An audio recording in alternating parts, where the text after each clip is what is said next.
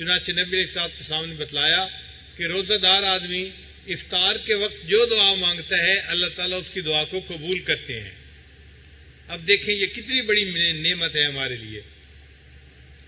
آپ ذرا غور کریں، اگر کوئی نیک بندہ اللہ کا ولی ہمیں بتا دے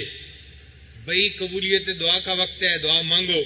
تو ہم کتنا رو رو کے اللہ سے مانگیں گے، یار ایک ولی نے کہا قبولیت دعا کا وقت ہے، اور یہاں تو ولیوں کے سردار اور نبیوں کے سردار اور اللہ کے پیارے حبیب صلی اللہ علیہ وسلم حضرت محمد مصطفیٰ احمد مجتبیٰ صلی اللہ علیہ وسلم ارشاد فرما رہے ہیں کہ افطاری کے وقت روزے دار کی دعا قبول ہوتی ہے۔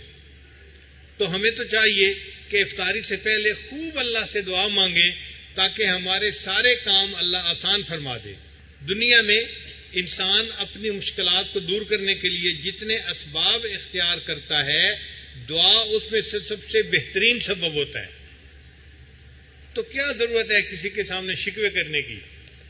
کسی کو بتانے کی، او جی میرے بیٹے کو نوکری نہیں ملتی، میری بیٹی کے ہاں بیٹا نہیں ہوتا، او جی بیٹی کو رشتہ نہیں مل رہا، کہنے کی کیا ضرورت ہے؟ افطار کے وقت دعا مانگیں، اللہ تعالیٰ ان دعاؤں کو قبول فرمائیں گے۔ ہم نے الحمدللہ اپنی زندگی میں 2-4 کی بات نہیں، 100-200 کی بات نہیں، ہزاروں لوگوں کو یہ بتایا کہ افطاری میں دعا مانگیں، وہ دعائیں جو آپ کو ناممکن نظر آتی ہیں اللہ رب العزت ان کو بھی قبول کریں گے، اور ہزاروں لوگوں نے ہمیں بتایا اللہ نے ان کی دعاؤں کو قبول فرما لیا، انہونی دعائیں بھی قبول ہوتی نظر آئیں۔ تو دعا قبول ہوتی ہے۔ آپ یوں سمجھیں کہ اللہ تعالیٰ نے آپ کو ایک چیک بک دے دی ہے، اس چیک بک کے اندر 30 کاغذ ہیں اور بلینک ہے وہ چیک بک،